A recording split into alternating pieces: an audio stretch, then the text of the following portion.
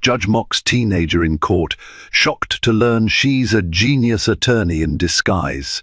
Ladies and gentlemen, prepare yourselves for an extraordinary courtroom saga that will leave you gasping in disbelief. Our story unfolds beneath the towering columns of the Los Angeles County Superior Court, a stage set for the unlikeliest clash between arrogance and brilliance.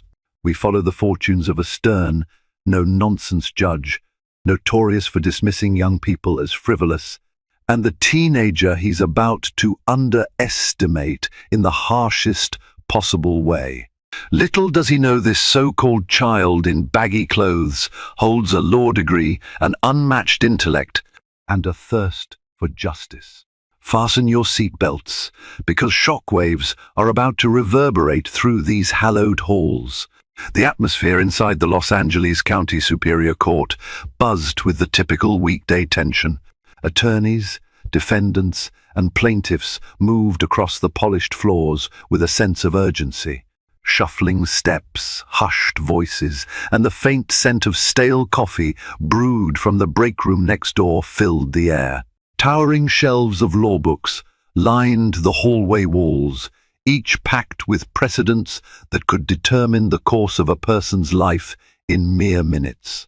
Within courtroom 4B, an imposing room with its carved mahogany judge's bench and the American flag fluttering in a slight breeze from the overhead fans, Judge Benedict Farnsworth reigned supreme. His imposing figure and steely-eyed gaze had already become legend among the staff and the lawyers in town. Known for his swift rulings and no-nonsense style, Farnsworth commanded a blend of respect and fear. Attorneys found him a formidable figure, with some quietly whispering that he relished humiliating anyone who dared to show weakness. On that day, he had an especially sour expression. His salt and pepper hair appeared meticulously combed, but a visible tension etched across his brow as he tried to manage a docket bursting with cases. Although Farnsworth was admired for efficiency, the staff whispered about his impatient temper, which more than once had bruised the egos of inexperienced lawyers. Among those waiting in the pews was a teenage girl, no older than 17, slouched in an oversized black hoodie and jeans. She was alone, no parents, no adult figure. She stared at her phone, earbuds snugly in place, seemingly oblivious to the hushed chaos around her. Strangely, the clerk had called out her name, one Madison Ray, to stand as a witness in a small civil dispute that had captured little attention. A run-of-the-mill property conflict overshadowed by more dramatic drug possession and assault cases was not usually cause for any rumor, yet heads turned at the strange sight. Typically, minors present in court arrived under the watchful eyes of parents or guardians, or they were defendants in juvenile matters, standing anxiously behind public defenders.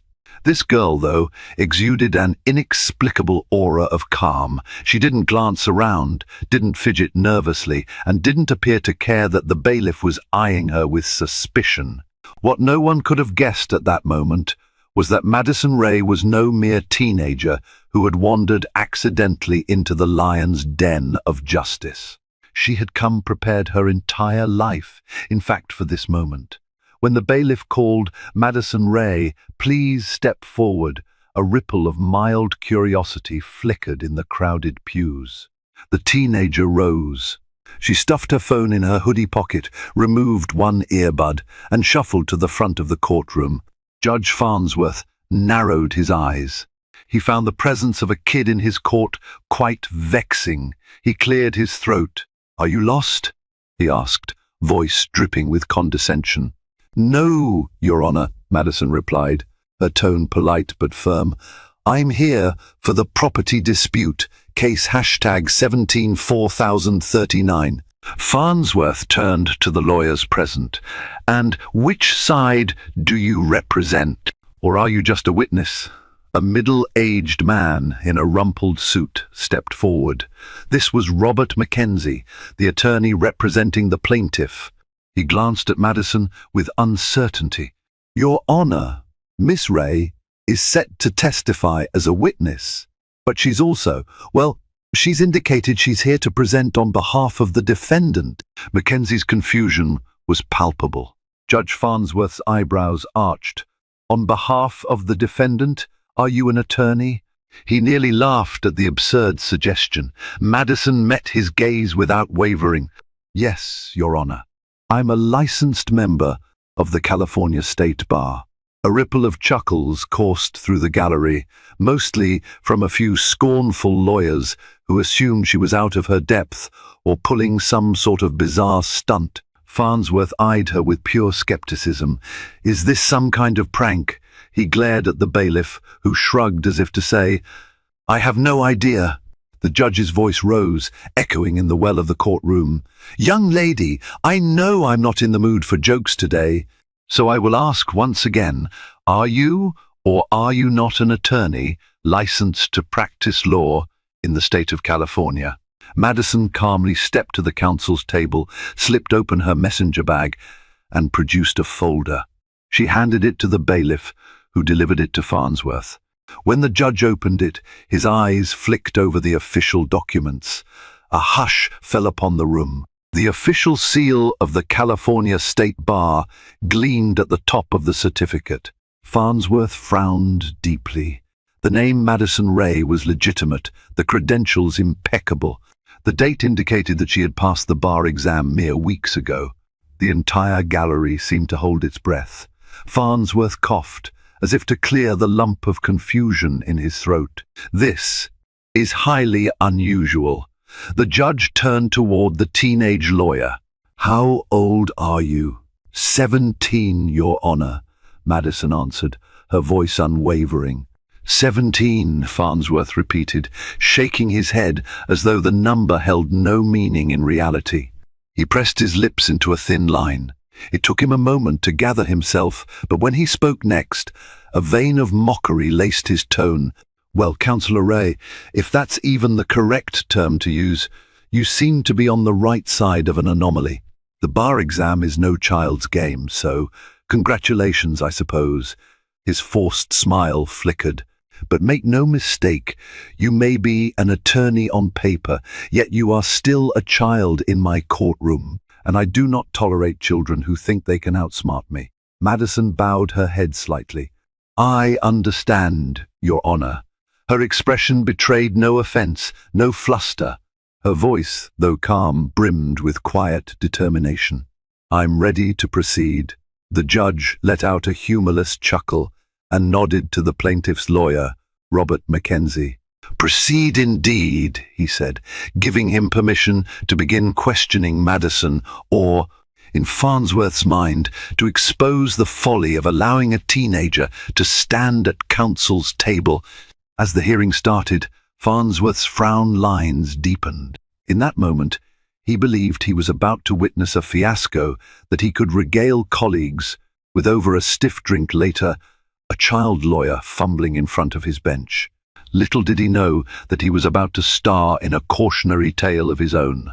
The property dispute revolved around a small piece of land in downtown Los Angeles.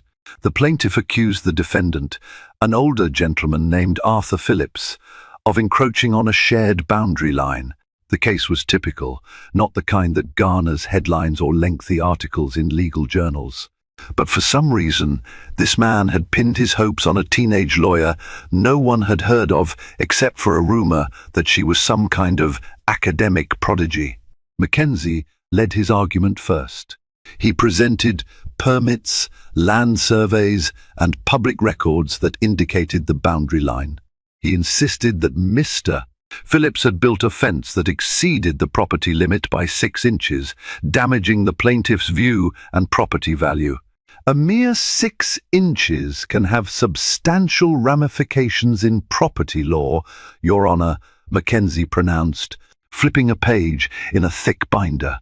With the skyrocketing value of downtown real estate, even a fraction of an inch can be significant. The judge nodded. We've heard that argument before. Let's see what the defense has to say.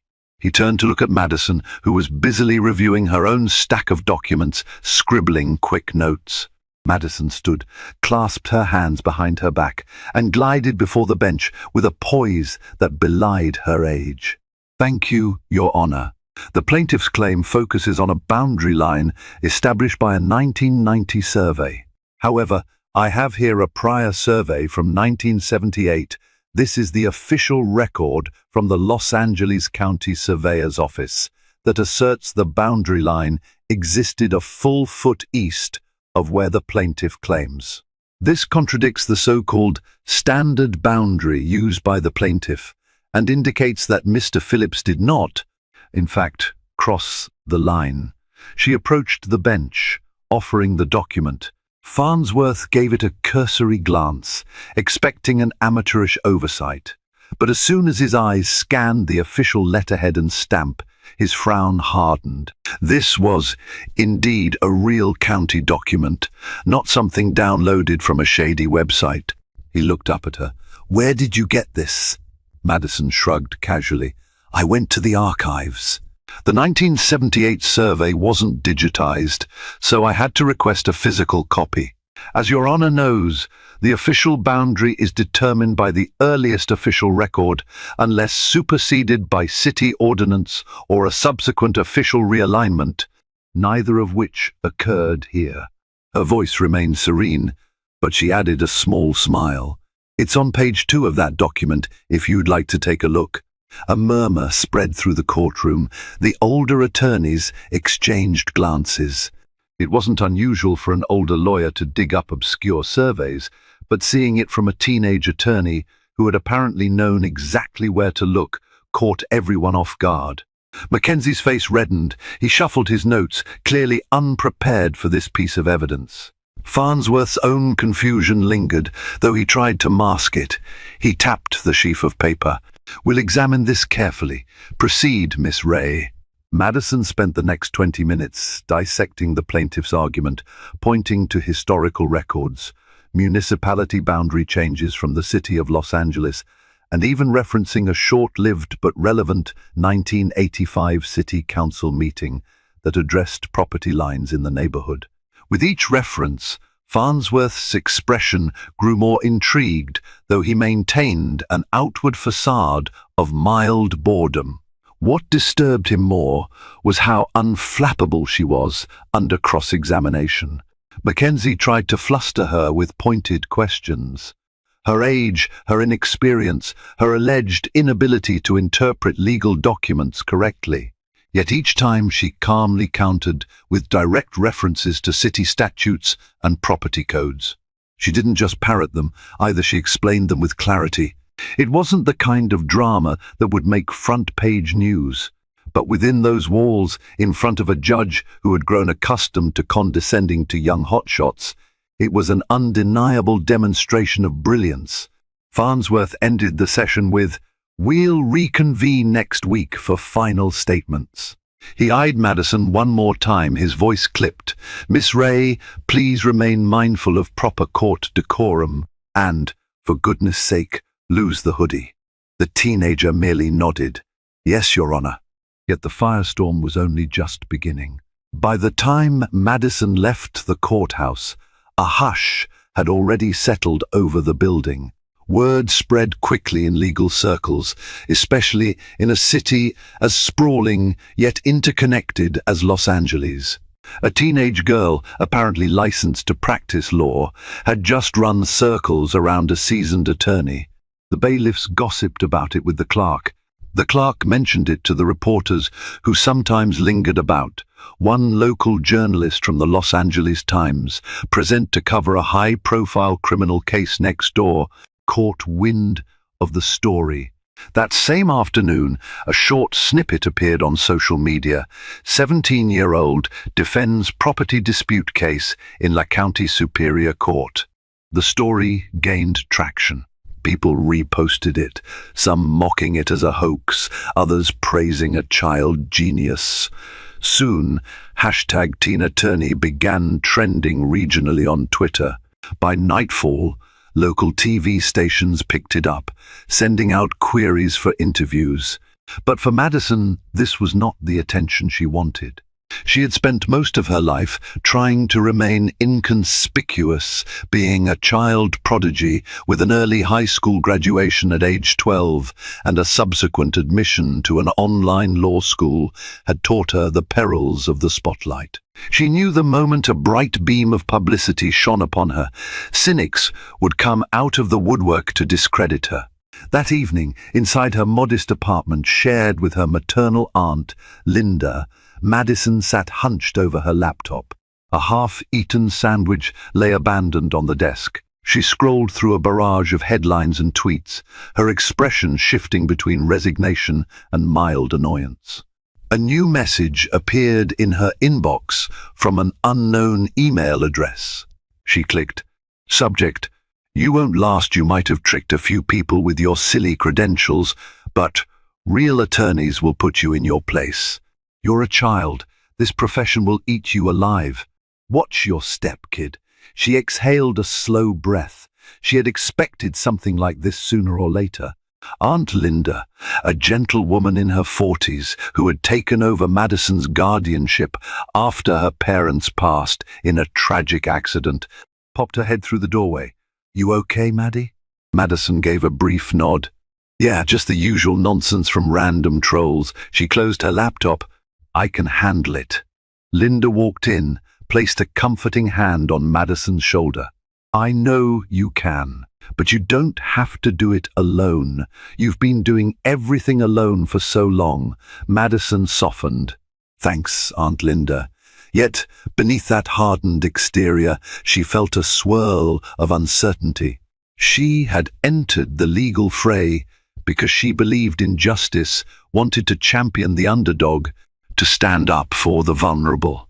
She hadn't sought stardom or to humiliate anyone.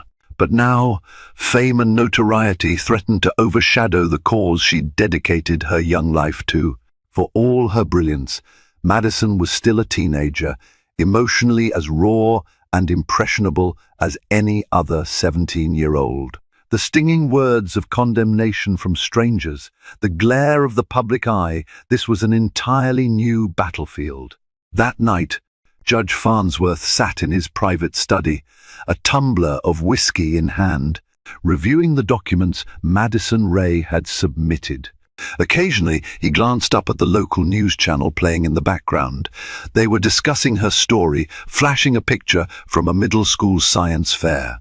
She'd won 5 years ago. Farnsworth grunted. He had not expected the outside world to pay attention to such a routine hearing. He rummaged through the paperwork, meticulously scanning each paragraph. The more he read, the more his rigid assumptions began to waver. He found no obvious errors in her approach. In fact, the 1978 survey was far more official and relevant than anything the plaintiff had produced. But Farnsworth's pride intervened. He had built his reputation as a stern pillar of authority. Allowing a teenage attorney to command the legal stage in his courtroom stung. He tried to rationalize, "She might be academically gifted, but she's no real lawyer. She lacks the years of practical experience that form the bedrock of true legal wisdom." He gulped down the last of his whiskey. The glow of the overhead lamp revealed the furrows in his brow, the tension in his jaw. Deep down, he knew he'd have to handle this case impartially, yet a flicker of resentment grew in his chest. "She thinks she's so clever. Let's see how she fares when I push her to the limit."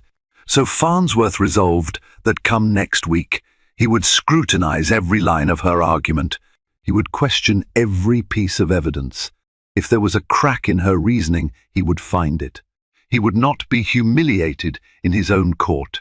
The very next day, a tall man with slicked back hair strode across the courthouse steps, wearing a suit so perfectly tailored it looked painted on. This was Carter Langley, the star attorney from a big-name law firm in downtown La Norris and Patterson. His firm occasionally took on high-profile clients, and rumor had it they were representing a wealthy developer who had an interest in the property next to Mr. Phillips.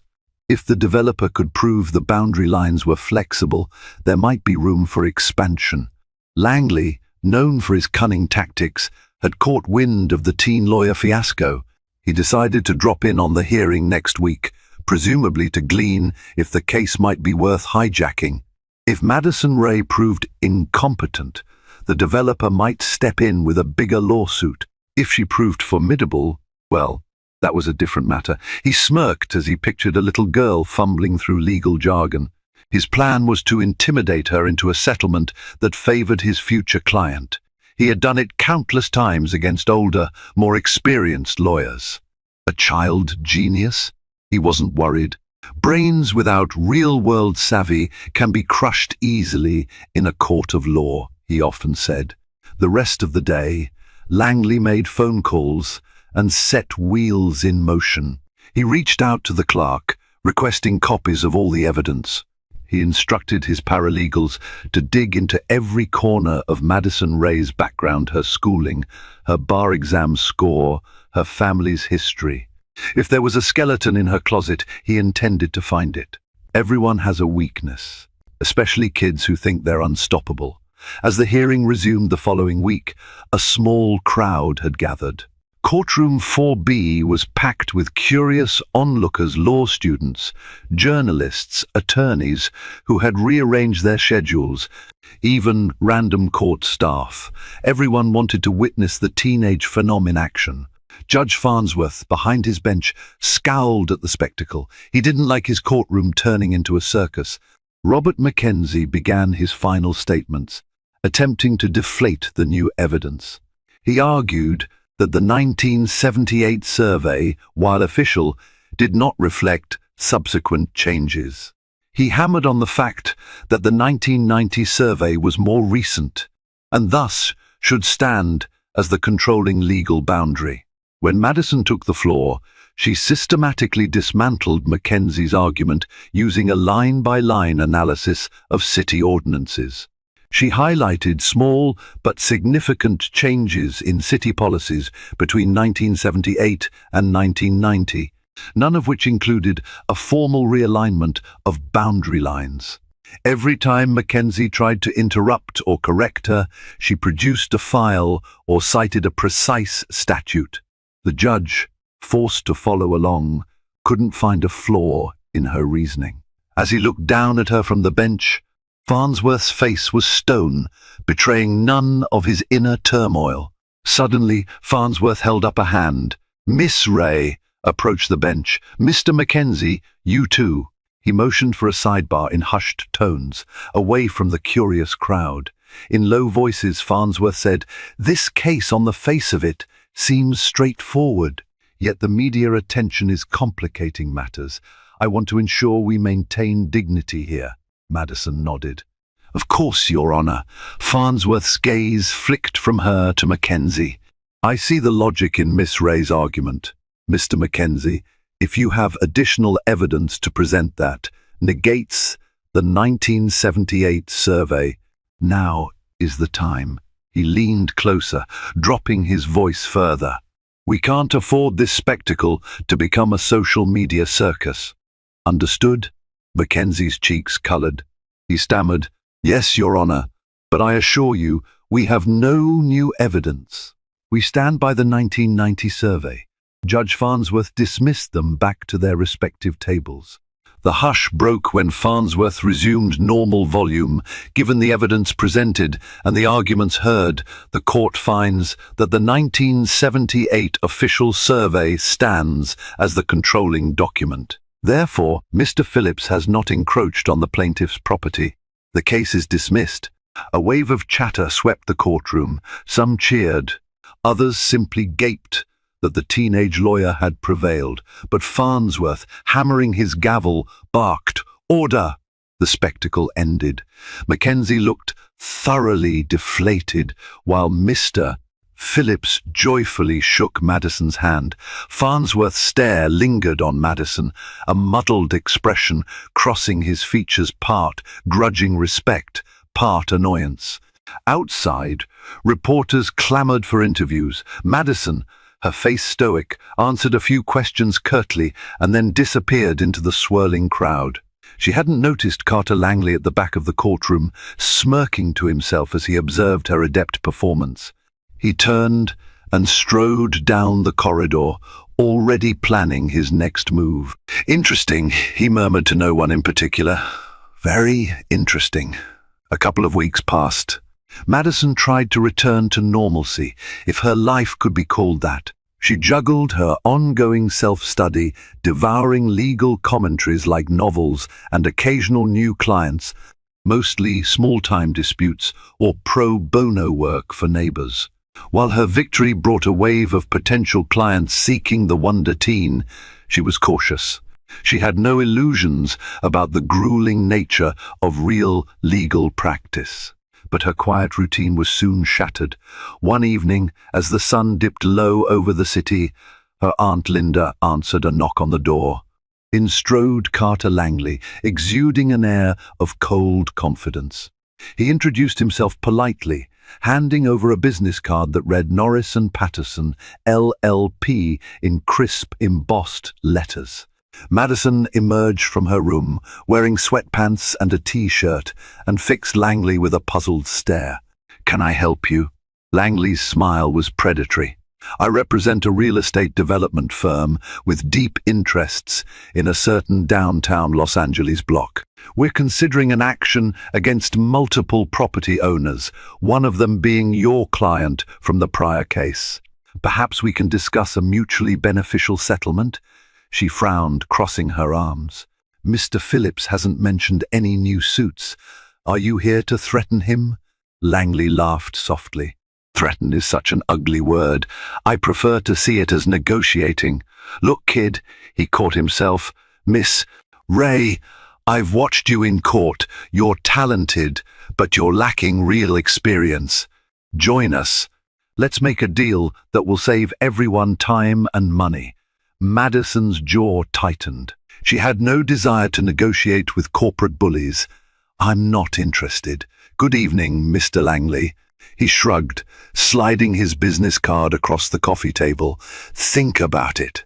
This is $1 million lawsuit. I'd hate to see you sink in the deep end because you don't have the resources to fight us. If you change your mind, my number's right there." After he left, Linda gently touched Madison's shoulder. "Are you okay?" She nodded, though her eyes glinted with determination.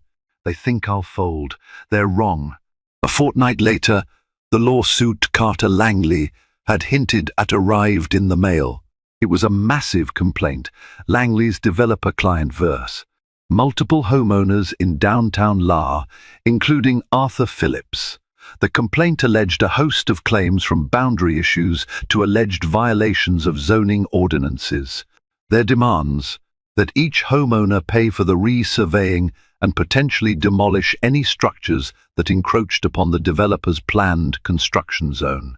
Phillips, distraught, called Madison the moment he received the complaint. "I can't fight a big firm like Norris and Patterson," he lamented.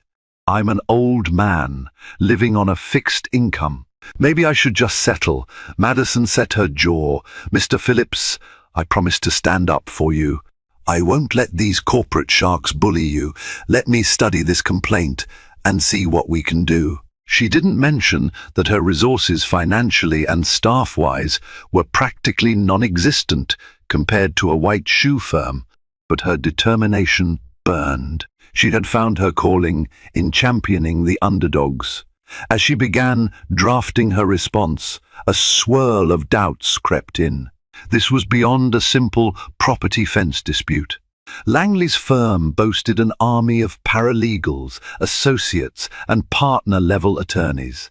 They could bury her in paperwork. The war would be long and brutal. But as she read the complaint line by line, she discovered that many of the allegations leaned on the same shaky premise that had been debunked in the previous case, an inconsistent boundary line. It was a classic intimidation strategy. File a sprawling lawsuit with multiple claims, hoping the defendants would crack under financial and emotional pressure. "They think they can break me," she thought, scribbling notes in the margins of the complaint. "Let's see how they fare when we bring the truth to light." Judge Farnsworth found himself assigned to the new lawsuit, a stroke of fate he wasn't entirely thrilled about. He stared at the case name in disbelief. Langley Development, LLC v. Phillips et al. A beep indicated a new email from Carter Langley. Farnsworth skimmed it, noticing a request for a preliminary injunction to stop any homeowner from making further property modifications until the matter was resolved. Within days, the parties gathered in Farnsworth's courtroom for a preliminary hearing. This time, it wasn't a short session. The gallery was packed with multiple defendants and their attorneys, but representing Phillips stood the same petite figure in a tailored navy blazer she'd upgraded from the hoodie at least, calmly awaiting her turn. Madison was flanked by Mr. Phillips, who looked more anxious than ever. Carter Langley began his argument for the injunction. He painted a dire picture. "Your Honor, if we allow these homeowners to continue altering property lines, even inadvertently, it will cause irreparable harm to my client's development project, which has already secured partial funding and city permits." Madison's turn came. She stepped forward with measured grace.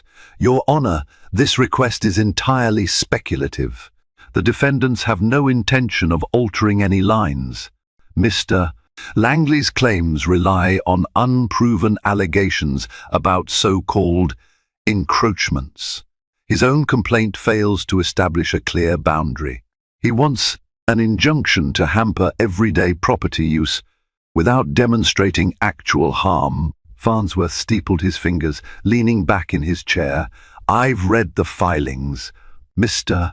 Langley, your client must show immediate harm or irreparable injury to warrant an injunction.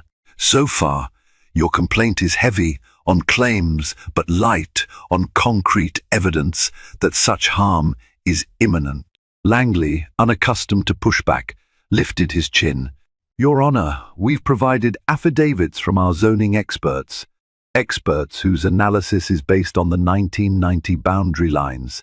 The same ones that were challenged in a recent case," Farnsworth interjected. He shot a sideways glance at Madison, acknowledging her earlier victory. "I'm not satisfied these show immediate harm." Madison felt a small surge of hope. The judge is seeing through their bluff, she thought, but Farnsworth wasn't finished. He fixed Madison with a stern look. "However, Miss Ray, you must provide conclusive evidence that your clients aren't at fault for any actual encroachment. If you fail to do so, I may grant injunctive relief." Langley seized the moment. "Precisely, Your Honor. Let's give Miss Ray 2 weeks to gather her evidence. If she can't, we should have the injunction." The judge nodded, a tight expression crossing his face. "I will grant a continuance. 2 weeks. At that point, we'll revisit the injunction. Miss Ray, if you come unprepared or your evidence is lacking, you risk your clients losing more than just a fence line." Madison tried to mask the flutter of nerves. The judge's tone dripped with warning. She had a suspicion Farnsworth was setting her up for failure, giving her just enough rope to hang herself if she couldn't deliver. 2 weeks was a cruelly short window. Big firms typically had teams to gather depositions, hire experts, and comb through city archives. Madison had only her aunt for emotional support, a handful of sympathetic neighbors, and her wits. She spent day after day at City Hall, requesting every relevant record, building permits from the 1950s, zoning changes over the decades, city council minutes discussing the development area. She made a daily checklist, archival searches, interviews with longtime neighbors, consultations with a land surveyor. Her biggest breakthrough came when she discovered a set of old microfilm records from the early 1980s.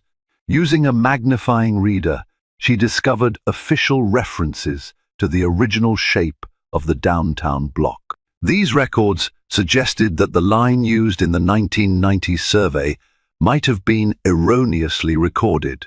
The city clerk confirmed that the discrepancy was never corrected in subsequent surveys because it slipped through the bureaucratic cracks. Yet to make her argument ironclad, she needed an expert surveyor to testify. She approached a few professionals, but when they realized the case pitted them against Norris and Patterson, they demurred. "Sorry," they mumbled. "We have business ties with them. We can't get involved." It felt like banging on a brick wall. The phone rang with a new rejection every day. Finally, an older surveyor named Hector Ramirez, semi-retired, and with no ties to large firms, agreed to help. He was old enough to remember the city expansions of the late 70s and 80s.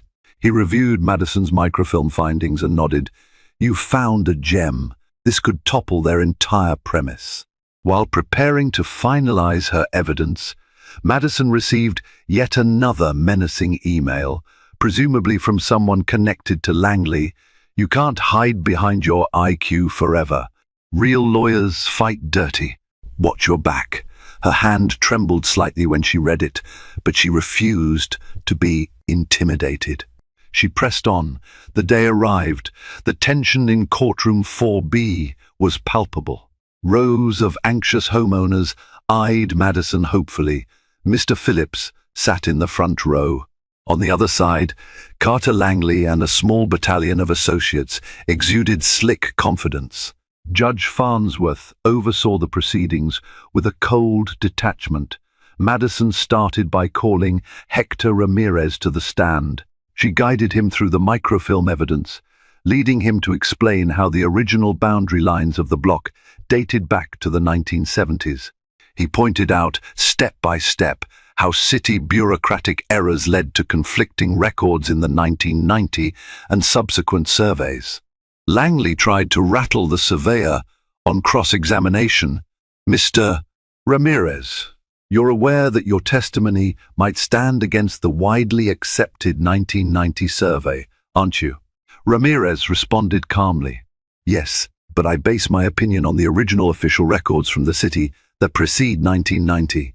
Surveys rely on data. If the data is flawed, the survey's conclusions can be flawed." Langley sneered, turning to Farnsworth. "Your Honor, this is hearsay at best. These so-called microfilm documents are incomplete, and the witness's interpretation is purely speculative. We maintain that the 1990 survey has been recognized by the city for decades without objection." Madison rose. "Objection, Your Honor. The witness is presenting direct evidence from original records. This is not hearsay. The documents have been certified by the city archives. As for the notion that the 1990 survey went unchallenged, there was no impetus to challenge it until the plaintiff's attorneys tried to forcibly displace homeowners using that flawed data." Farnsworth sighed, massaging the bridge of his nose. "Counselors, calm down. Mr. Ramirez's testimony stands. Continue, Miss Ray." With carefully orchestrated precision, Madison presented each piece of evidence. The official stamps, the archived city council minutes, the recorded discussions about boundary lines. She wove a narrative that exposed how the 1990 survey became default over time, despite the fact that older, more accurate records existed. Langley countered by calling his own expert, a polished professional who insisted that the city recognized the 1990 boundary. But under Madison's cross-examination, that expert admitted he hadn't reviewed the original 1970s records, nor the newly uncovered microfilm evidence. "It wasn't part of my assignment," he conceded. By late afternoon, Farnsworth looked weary. He rapped his gavel lightly. "I've heard enough. Mr. Langley, your request for a preliminary injunction hinges on proving immediate and irreparable harm. Based on the defense's evidence, it appears your claimed boundary lines are under serious dispute. I'm inclined to deny your injunction." A smile tugged at the corners of Madison's mouth. She cast a quick, reassuring glance at Mr. Phillips. Langley leapt to his feet, pulling out the big guns. "Your Honor, with all due respect, this teenage attorney is out of her depth. We have reason to believe she's misinterpreting these outdated records. Allow me to bring in more expert witnesses to refute her claims." Farnsworth paused, his eyes flicking from the triumphant glimmer in Madison's eyes to the unwavering confidence of Langley. This was Farnsworth's moment of reckoning. He could keep the battle going, or he could weigh the evidence as is. After a pregnant pause, he sighed heavily. "Request denied. The facts stand. I find insufficient cause to grant an injunction based on questionable survey data." He hammered the gavel once more, hearing adjourned. Applause rose from the defendant's side, subdued but clearly elated. Langley's jaw tightened. He cast a venomous look at Madison as she gathered her papers. She tried to remain composed, but inside she felt an adrenaline rush of vindication. As the crowd dispersed, Farnsworth waved at Madison. "Miss Ray, a word in my chambers, please." She followed the judge to his office, a stately room lined with heavy shelves of law books. Farnsworth closed the door. He turned, eyes inscrutable. "You won today. Congratulations." Madison, uncertain, replied, "Thank you, Your Honor." She held her breath, suspecting a scolding might be incoming. He studied her for a long moment, then sighed. "I've practiced law for decades. I've seen hotshot attorneys come and go, some older than you, some with more bravado. But you have real skill, not just intelligence. You have focus, research acumen, composure." She blinked, taken aback by the unexpected praise. Then Farnsworth's tone sharpened. "However, you're not invincible. You're dealing with powerful entities like Norris and Patterson money, connections, everything. They will come at you from all angles, not just in the courtroom. Are you ready for that?" Madison straightened her shoulders. "I'm aware it's a risk, but I won't abandon my clients just because it's difficult." Farnsworth nodded, a flicker of reluctant respect in his eyes. "Even so, I've seen what arrogance can do to young talents. Don't let your success blind you to the pitfalls. The law is a treacherous place. One misstep can ruin your career or your life." Her voice was steady. "I understand, Your Honor. Thank you for the advice." He dismissed her with a brief nod. As she exited his chambers, a swirl of emotions churned in her. Was Farnsworth genuinely concerned about her well-being, or was he simply trying to reassert control? She couldn't quite decide, but she vowed to stay vigilant. Weeks went by, with multiple hearings and depositions for the big lawsuit. Madison found herself in a whirlwind of paperwork, late nights, and interviews. Her Aunt Linda insisted on cooking hearty dinners, but sometimes Madison was too caught up in legal strategies to eat more than a few bites. Meanwhile, Carter Langley escalated his intimidation tactics. His associates bombarded Madison with endless requests for documents, depositions from tangential witnesses, and complicated motions designed to drain her time and resources. She recognized these tactics as standard bleed-them-dry litigation strategies used by big firms. One morning, Linda handed Madison a letter that had arrived via certified mail. She opened it, eyes scanning the typed words. A quiet anger built inside her. It was a complaint to the California State Bar, alleging that Madison Ray had falsified her bar admission documents, claiming she had used a fraudulent identity or improper methods to pass the exam. The letter was from an anonymous concerned attorney, but the truth was obvious to her. Langley. He was trying to sabotage her license. Madison's first instinct was panic. The bar took these complaints seriously. She would have to prove her innocence again, going through the bureaucracy of an investigation. Even if it was unfounded, it would cost time and energy she could ill afford. Still, she refused to cower. She promptly contacted the bar, provided them with every necessary piece of documentation, transcripts, test results, references. As the days passed, her anxiety grew.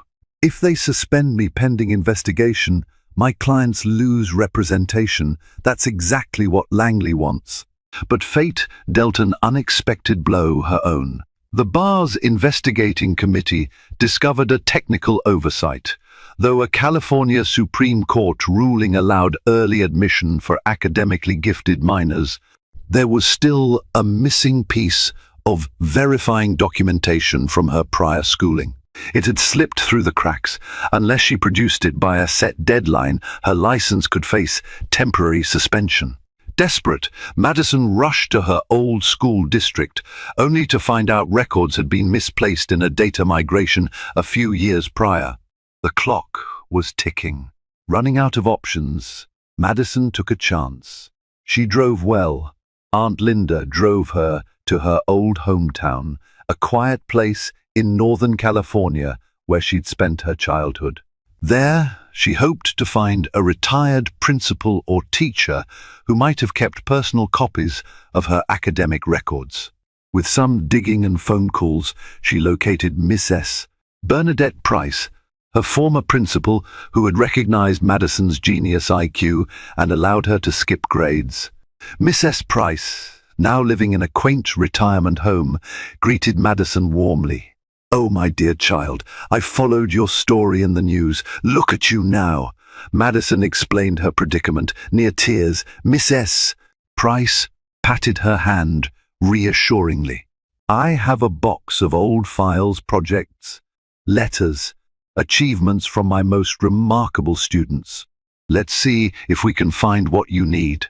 After a painstaking search through dusty boxes, they struck gold.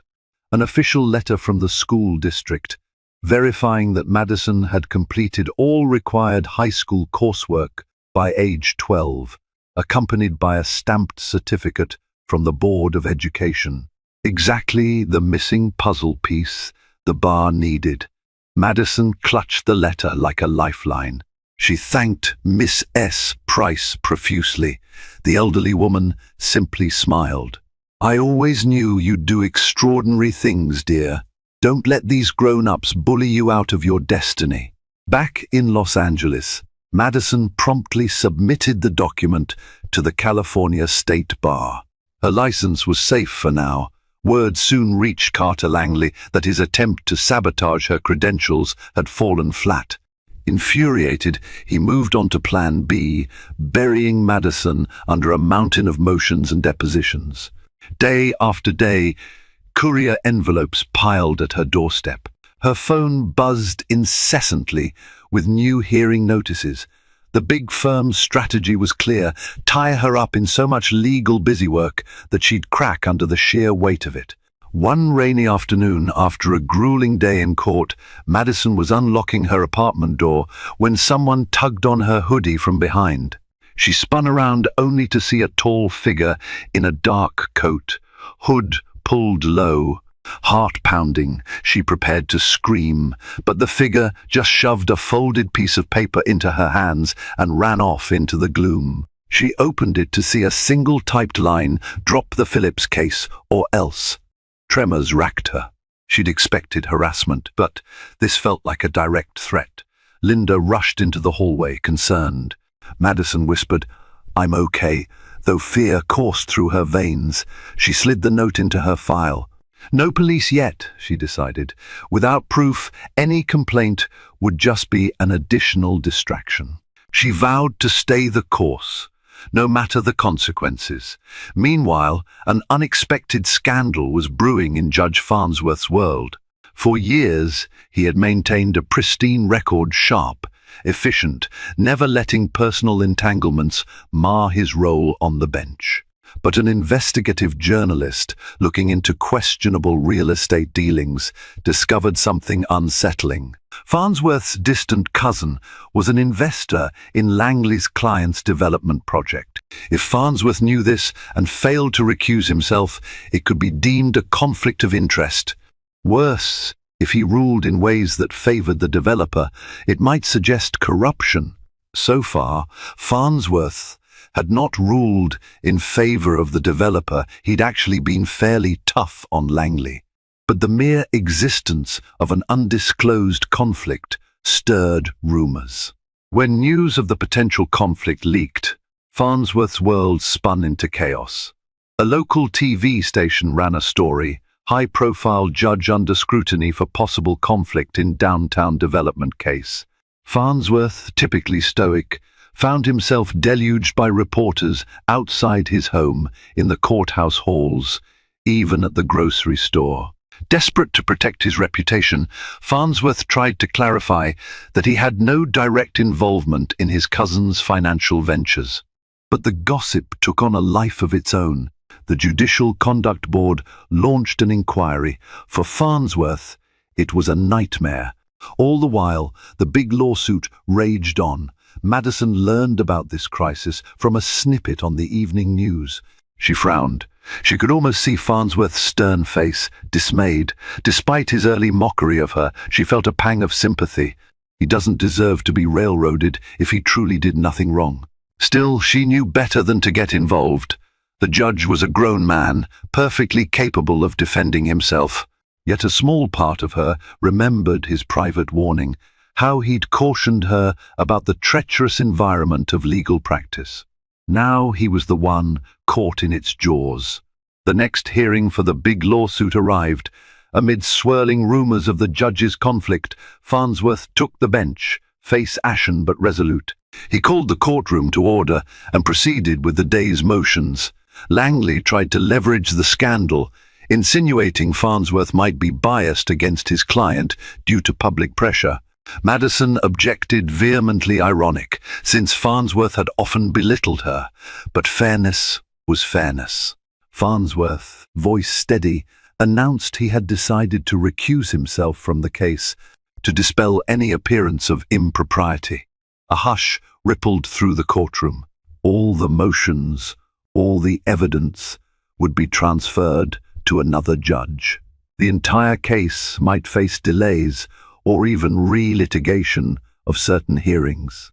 Langley's side wore satisfied smirks, confident that a new judge might be less sympathetic to a teenage attorney. Madison felt frustration bubble up. This would further prolong the agony for her clients, some of whom were elderly or on fixed incomes. But Farnsworth wasn't done. Before stepping down, he delivered one final blow to the developer's side.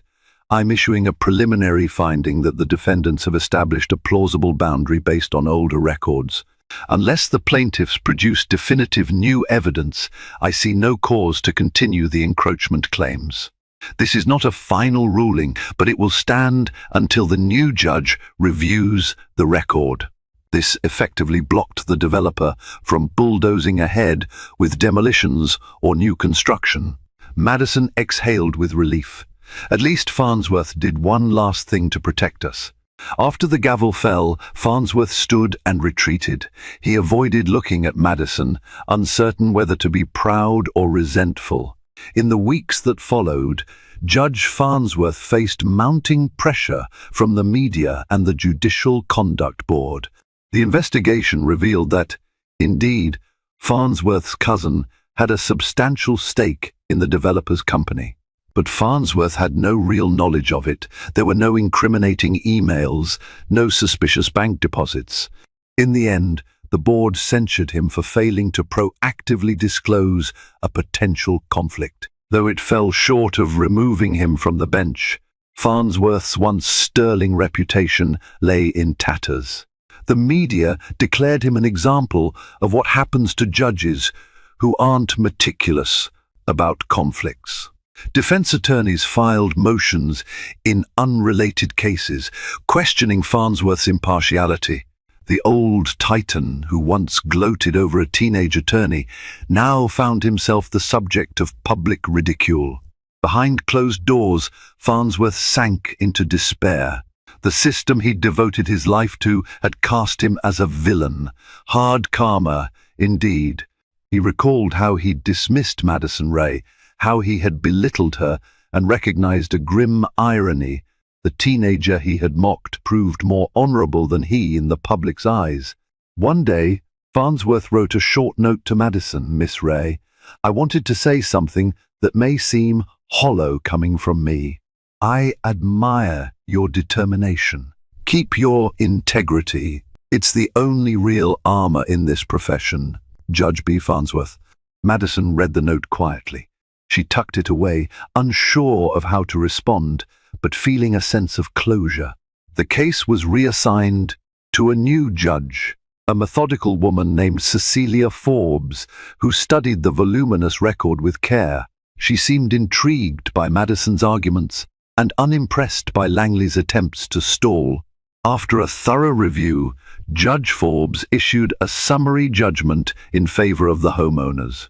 Her ruling stated, having reviewed the evidence, particularly the original city records and the credible testimony of Hector Ramirez, the court finds no legal basis for the developer's claims of encroachment. The developer's suit collapsed, leaving Langley outraged. His client threatened to fire him or reduce his fee significantly.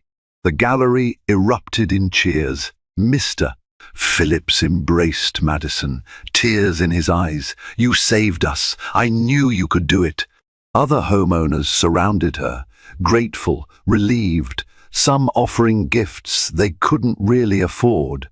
After the hearing, Carter Langley, face twisted with frustration, marched over to Madison.